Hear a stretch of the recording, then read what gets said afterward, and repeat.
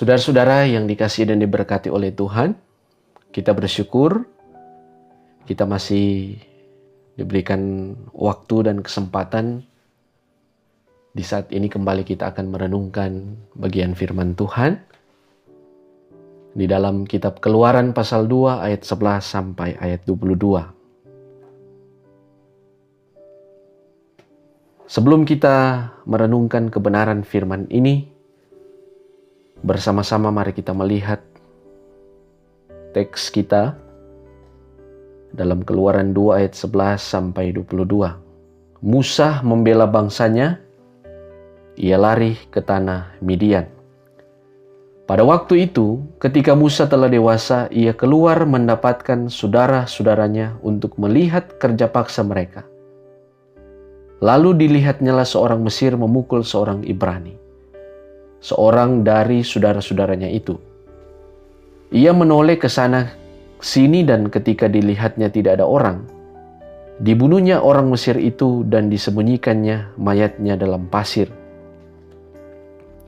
Ketika keesokan harinya ia keluar lagi, didapatinya dua orang Ibrani telah berkelahi. Ia bertanya kepada yang bersalah itu, "Mengapa engkau pukul temanmu?" Tetapi jawabnya, "Siapakah yang mengangkat engkau menjadi pemimpin dan hakim atas kami? Apakah engkau bermaksud membunuh aku sama seperti engkau telah membunuh orang Mesir itu?" Musa menjadi takut sebab pikirnya, tentulah perkara itu telah ketahuan. Ketika Firaun mendengar tentang perkara itu, dicarinya ikhtiar untuk membunuh Musa. Tetapi Musa melarikan diri dari hadapan Firaun dan tiba di tanah Midian. Lalu ia duduk-duduk di tepi sebuah sumur. Adapun imam di Midian itu mempunyai 7 anak perempuan. Mereka datang menimba air dan mengisi palungan-palungan untuk memberi minum kambing domba ayahnya. Maka datanglah gembala-gembala yang mengusir mereka. Lalu Musa bangkit menolong mereka dan memberi minum kambing domba mereka. Ketika mereka sampai kepada Rehuel, ayah mereka, berkatalah ia, "Mengapa selekas itu kamu pulang hari ini?" Jawab mereka, "Seorang Mesir menolong kami terhadap gembala-gembala. Bahkan ia menimba air banyak-banyak untuk kami dan memberi minum kambing domba." Ia berkata kepada anak-anaknya, "Di manakah ia? Mengapakah kamu tinggalkan orang itu? Panggillah dia makan." Musa bersedia tinggal di rumah itu. Lalu diberikan Rehuelah Sipora, anaknya, kepada Musa. Perempuan itu melahirkan seorang anak laki-laki. Maka Musa menamainya Gersom, sebab katanya, "Aku telah menjadi seorang pendatang di asing." Bapak, Ibu, saudara-saudara yang dikasihi dan diberkati oleh Tuhan.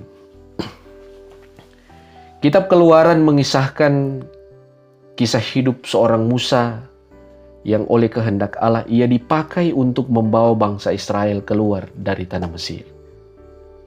Kita tentu meyakini bahwa sejak semula tidak ada yang kebetulan atas setiap peristiwa yang terjadi dalam hidup Musa. Di masa itu Firaun Raja Mesir memerintahkan untuk membunuh semua bayi-bayi Ibrani. Oleh karena tidak ingin anaknya mati, maka ibu Musa menyembunyikan bayi Musa sampai berumur 3 bulan. Nah, karena menyadari bahwa suatu saat Musa bisa saja ditemukan oleh mereka, maka ia mengambil keranjang dan menaruh bayi Musa di dalam keranjang itu dan menaruh keranjang itu di tepian sungai Nil. Maka tidak lama kemudian datanglah putri Firaun ke sungai Nil hendak mandi. Ia melihat keranjang yang berisi ada bayi. Dan ia melihat seorang bayi yang parasnya sangat indah, yang sedang menangis. Ia menjadi sayang kepada bayi itu dan ia memutuskan untuk mengambil bayi itu dan ia kemudian membawanya di istana. Musa menjadi dewasa di istana Firaun. Dia menjadi bagian dari penguasa Mesir. Namun meski begitu, Musa mengetahui bahwa ia bukanlah orang Mesir, tetapi ia adalah orang Israel yang sedang menjadi budak di Mesir. Kita tahu yang mana bahwa bangsa Israel itu di Mesir mereka menjadi budak selama hampir 400 tahun sebelum Tuhan membangkitkan penyelamat dan pembebas bagi mereka. Bapak, Ibu, Saudara-saudara, mari kita melihat beberapa hal penting dalam perikop yang jadi bacaan kita dalam Keluaran 2 ayat 11 sampai 22. Dalam bagian ini kita melihat ada sebuah peralihan cerita. Dari Musa yang sebelumnya masih muda menjadi Musa yang sudah dewasa. Dan kalau kita melihat catatan di dalam Kisah Para Rasul 7 ayat 23, di sana dikatakan bahwa saat itu Musa berusia sekitar 40 tahun. Di suatu waktu di Mesir, Musa melihat keadaan bangsanya. Ia mengamat-amati keadaan orang Israel di Mesir. Dan secara langsung ia melihat ada orang Mesir yang memukul seorang budak Israel. Saudara-saudara, perlakuan ini bisa berarti lebih dari tindakan perbudakan. Bisa jadi ini sudah lebih dari hal yang wajar. Sudah ada penganiayaan, kekerasan, penyiksaan yang tidak manusiawi lagi. Sehingga hal ini yang memicu kemarahan daripada Musa. Maka melihat hal ini, muncullah rasa solidaritas Musa untuk membela orang Israel yang adalah orang atau kelompok sebangsanya. Dia menoleh atau dia melihat di bagian sana, di bagian sini, untuk memastikan tidak ada orang lain yang melihat apa yang akan dia lakukan. Maka dengan menggunakan caranya sendiri, yaitu dengan kekerasan, ia membunuh orang Mesir itu dan menyembunyikan orang itu di dalam pasir. Pada keesokan harinya, Musa kembali melihat ada pertengkaran atau ada perkelahian. Tetapi perkelahian di sini adalah perkelahian antara dua orang Ibrani. Musa berusaha untuk menengahi mereka, melerai perkelahian itu. Tetapi mereka tidak mengindahkan perkataan Musa. Justru salah seorang dari orang Ibrani itu menyerang balik Musa dengan berkata, "Siapakah yang mengangkat engkau menjadi pemimpin dan hakim atas kami? Apakah juga engkau bermaksud untuk membunuhku, sama seperti yang engkau lakukan kepada orang Mesir itu?" Maka mendengar perkataan itu, Musa tiba-tiba menjadi takut, sebab dia berpikir bahwa kasus atau peristiwa di mana dia membunuh orang Mesir itu sudah tersebar luas di Mesir. Itu berarti Firaun pun juga telah mengetahui tindakan yang dilakukan olehnya. Oleh karena itu, Firaun dia berikhtiar atau dia berusaha mencari cara atau mencari sebuah alasan untuk dapat membunuh Musa. Oleh karena tindakan ini, saudara-saudara, Musa ini berada dalam bahaya yang besar. Dia berada dalam ancaman. Dan ketika dia merasa bahwa dia ada dalam bahaya, maka dia memutuskan untuk lari dari Mesir. Dia pergi untuk menyelamatkan diri. Dan dikisahkan dalam cerita ini, Musa pun dia lari dan dia tiba di daerah Midian. Ia berhenti di tepi sumur. Dan bisa jadi titik ini adalah titik perhentiannya di saat ia sudah sangat kelelahan dan dia sangat membutuhkan air karena pelariannya itu. Dan kita melihat bahwa perjalanan seorang Musa ini tidak terjadi secara kebetulan atau tiba-tiba. Karena di tepi sumur inilah Musa bertemu dengan keluarga Imam Rehuel yang pada akhirnya Musa akan dinikahkan dengan anak Reuel, yaitu Sipora. Karena saudara-saudara, ceritanya pada suatu hari ketika Musa duduk di dekat sumur, dia melihat ada tujuh perempuan. Dia datang untuk mengambil air untuk diberi kepada kawanan domba ayam mereka, yaitu Reuel. Dan di tempat itu juga ada sekelompok gembala-gembala yang datang untuk mengusir mereka. Namun Musa, dia tidak ingin para perempuan-perempuan ini mendapatkan gangguan. Maka Musa bangkit untuk membela mereka. Ia mengusir para gembala-gembala itu. Dan ia membantu para perempuan-perempuan ini memberi minum kambing domba milik ayah mereka, yaitu Reuel. Maka oleh karena perbuatan baik Musa, ayah dari para perempuan-perempuan ini, yaitu Reuel, dia mengundang Musa ke rumahnya dan dia menawarkan anaknya atau putrinya Sipora untuk dinikahkan dengannya. Akhirnya Musa pun menikah dan memiliki anak yang dinamai Gersom. Sebab katanya, aku menjadi pendatang di negeri asing. Dan saudara-saudara, Musa menetap di Midian kurang lebih 40 tahun lamanya. Bapak, Ibu, saudara-saudara, sejak awal Tuhan telah mempersiapkan Musa untuk menjadi alatnya untuk melakukan pembebasan bagi orang Israel. Sejak di Mesir, Musa memang sudah memiliki rasa solidaritas yang tinggi terhadap umat sebangsanya. Hanya saja, karakter dan mentalnya masih belum terbentuk baik untuk menjadi pembebas bagi bangsa Israel. Karena seperti dari bacaan kita melalui kasus pembunuhan yang dilakukan Musa terhadap orang Mesir, kita melihat bahwa di sini Musa belum memiliki kesabaran. Dia tidak memiliki kebijaksanaan. Maka dia perlu untuk didewasakan oleh Tuhan. Maka dalam firman ini kita bisa melihat bagaimana Tuhan memproses dia, Tuhan membentuk dia dengan berbagai cara. Di antaranya, yang pertama adalah Allah membentuk karakter Musa secara luar biasa. Kalau di bagian awal sewaktu dia di Mesir, kita melihat tipikal Musa dengan menggunakan kebenarannya sendiri, pemikirannya, dan caranya sendiri, dia melakukan tindakan kekerasan. Tetapi saat ia keluar dari Mesir, tepatnya ketika dia berada di Midian, tiba-tiba Musa menjadi sosok penolong tanpa melakukan tindakan kekerasan. Dan saudara-saudara, tentu saja perubahan ini terjadi karena Tuhan terus bekerja di dalam kehidupan Musa.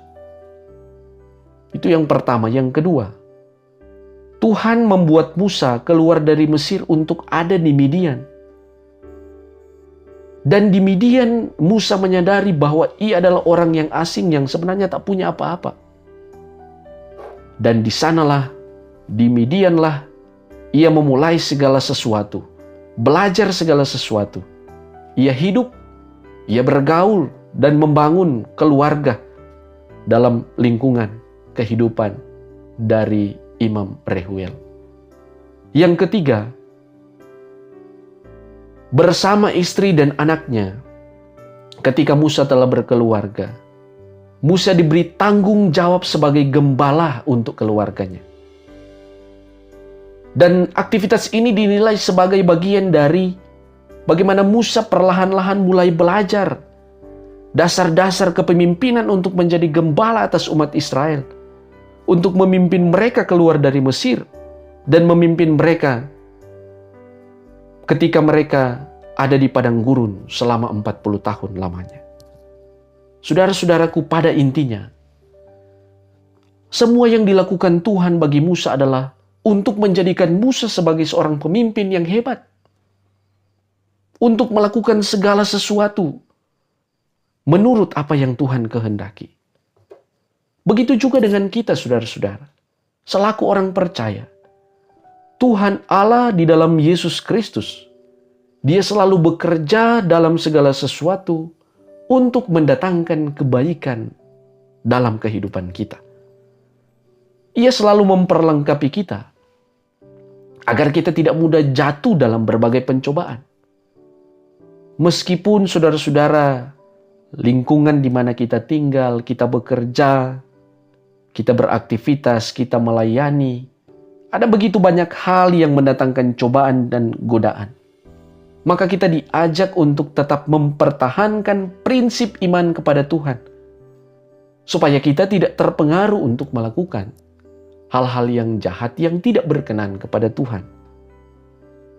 Satu hal penting yang positif yang kita pelajari dari Musa adalah, meskipun ia dibesarkan dididik dalam lingkungan istana, di lingkungan Mesir, Musa bisa menikmati segala fasilitas, kemewahan. Bahkan dia juga menjadi orang yang memiliki kedudukan yang istimewa. Tetapi ini tidak membuat Musa mengingkari identitasnya sebagai orang Israel, yang mana dia memiliki tanggung jawab untuk memperhatikan kawan sebangsanya yang sementara menderita karena dijadikan budak di tanah Mesir. Saudara-saudara, dalam sebagian peristiwa dalam kehidupan kita, mungkin ada di antara kita yang apabila sudah berada dalam puncak kesuksesan, puncak keberhasilan, ada yang tidak mau lagi memperhatikan orang-orang di sekitar kita. Atau ada yang tidak peduli atau tidak mau tahu, tidak mau ambil pusing. Apabila kita melihat ada orang yang diperlakukan tidak adil, apabila ada orang yang diperlakukan jahat, mungkin ada di antara kita yang berkata, itu bukan urusan saya. Saudara-saudara, dalam hal ini, mengenai rasa solidaritas, maka kita perlu belajar dari Musa. Bagaimana dia begitu setia terhadap orang sebangsanya. Saudara-saudara, hal negatif yang kita harus hindari dari cara hidup Musa adalah jangan cepat kita mengambil keputusan tanpa mempertimbangkan konsekuensinya. Apalagi Musa bertindak dengan menggunakan kekerasan sampai membunuh orang Mesir. Karena setiap tindakan, setiap perbuatan mendatangkan konsekuensinya, saudara-saudara. Itu yang harus kita ingat. Apalagi Musa belum memiliki pengetahuan dan petunjuk yang lengkap mengenai tugas tentang pembebasan dan penyelamatan umat Israel dari Mesir. Sebab itu kecerobohan ini membuat Musa, dia berada dalam bahaya yang besar. Dia terancam untuk dibunuh oleh Firaun. Kemudian saudaraku, perlu juga untuk kita perhatikan bahwa tidak semua persoalan dapat kita selesaikan dengan cara kekerasan. Buktinya dalam bagian cerita yang lain dalam kisah Musa ini, kita melihat bagaimana Musa menjadi pribadi yang tenang dan bijaksana. Itu bisa kita lihat ketika dia menolong anak-anak Reuel saat mereka diganggu oleh para gembala-gembala. Musa membela dan menolong mereka tanpa menggunakan kekerasan. Banyak terjadi di sekitar kita. Sebagian orang dengan mudah menggunakan cara-cara kekerasan yang membuat orang lain teraniaya dan menderita. Bapak, Ibu, saudara-saudara, kekerasan pada umumnya ada dua macam. Ada kekerasan secara fisik, misalnya pemukulan, tetapi juga ada kekerasan secara non-fisik, bisa melalui perkataan. Hal ini sama seperti apa yang dikatakan salah seorang Ibrani yang berkelahi. Siapa yang mengangkat engkau menjadi hakim atas kami? Apa engkau mau membunuh kami juga? Jadi perkataan mereka ini membuat Musa ini menjadi takut. Perkataan yang kasar. Bapak, Ibu, saudara-saudara, di zaman ini yang banyak terjadi adalah kekerasan non-fisik, yaitu dengan fitnaan, dengan hujatan, dengan hinaan, kita bisa melukai dan menyakiti orang lain. Membuat orang lain menjadi takut dan tidak tenang di dalam hidup mereka. Saudara, kita harus pahami bahwa di dalam diri kita itu selalu ada dorongan dari kuasa Roh Kudus untuk selalu mendorong kita supaya kita bisa bersikap sabar, kita bijak dalam menghadapi segala sesuatu. Maka belajarlah untuk mendengar seruan suara Roh Kudus supaya kita bisa mengendalikan diri dan supaya kita bisa bersikap tenang. Supaya kita bisa menghadapi segala persoalan, segala perkara dengan tetap berpedoman pada petunjuk, pada hikmat daripada Tuhan. Karena saudara-saudara, setiap kekerasan akan mendatangkan bahaya dan kerugian, baik bagi pribadi kita maupun orang-orang yang ada di sekitar kita. Kepada keluarga kita juga bisa berdampak. Hidup kita menjadi tidak tenang, tidak tentram. Kita akan memiliki rasa takut. Seperti apa yang dialami oleh Musa ketika dia melakukan tindakan kekerasan. Tetapi saudara-saudara, kita melihat di dalam kisah Musa ini, untunglah Tuhan selalu mempunyai cara untuk bertindak. Maka Tuhan merubah rasa takut daripada Musa sebagai bagian untuk memproses Musa menjadi seorang pemimpin dan pembebas bagi bangsa Israel. Saudara-saudara, hal yang lain yang bisa kita pelajari. Bagaimana Musa mulai dibentuk dan diproses manakala ia ada dalam lingkungan keluarga. Dia dibentuk di dalam lingkungan keluarga Rehuel. Tuhan memakai keluarga Rehuel. Rehuel, nama yang lain yang kita kenal adalah Yitro. Di lingkungan keluarga Yitro, mentalitas dan karakter daripada Musa secara perlahan namun pasti mulai dibentuk. Dan pembentukan ini bertujuan untuk nantinya dia bisa menjadi gembala, dia bisa menjadi pemimpin atas umat Israel. Saudara-saudara, ternyata keluarga adalah tempat di mana kita bisa dibentuk dan diproses. Dalam keluarga kita tidak sendiri, ada anggota-anggota keluarga yang lain. Di lingkungan keluarga kita akan belajar untuk selalu melihat kepentingan banyak orang, bukan hanya kepentingan kita pribadi. Di keluarga, Musa mulai belajar untuk melihat bahwa dia tidak hidup seorang diri. Makanya dia tidak boleh bertindak menurut cara dan pikirannya sendiri. Karena segala sesuatu yang dilakukan oleh Musa selalu harus mempertimbangkan segala sesuatu, meminta masukan, meminta pendapat dari anggota-anggota keluarga yang lain. Karena belum tentu apa yang dilakukan oleh Musa itu disukai oleh manusia, bahkan itu disukai oleh Tuhan.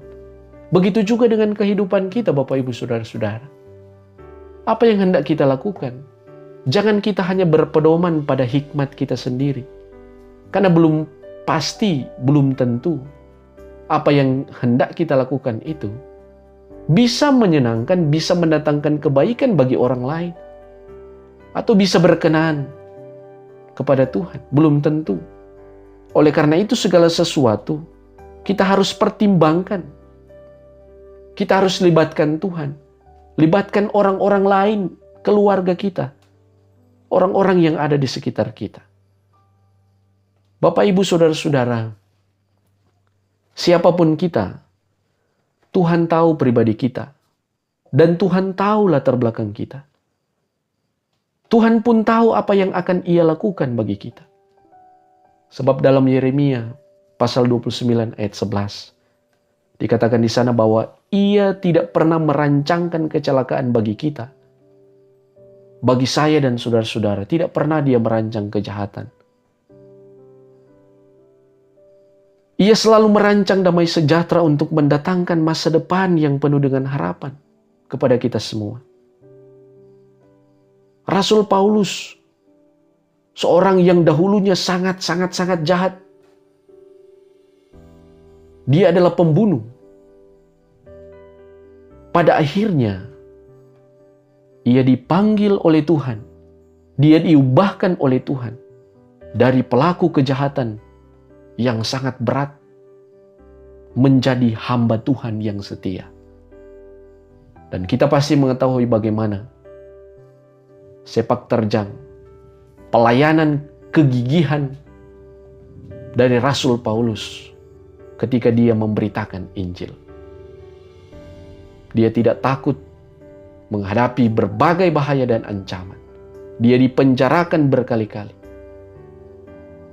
Bahkan pada akhirnya dia rela mati untuk nama Tuhan. Tuhan selalu punya kehendak bebas untuk memakai siapa saja. Dia memakai saya dan memakai saudara-saudara.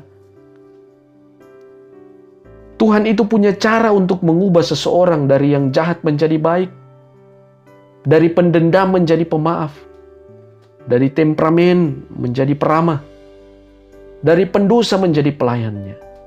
Sebab bagi Tuhan, saudara-saudara, tidak ada yang mustahil. Mari kita terus hidup di dalam kehendak Tuhan, memberi diri dipimpin oleh Tuhan, supaya kita bisa melayani Tuhan, dipakai oleh Tuhan untuk menjadi saksinya dimanapun kita pergi dan kita ada. Tuhan memberkati kita semua. Amin.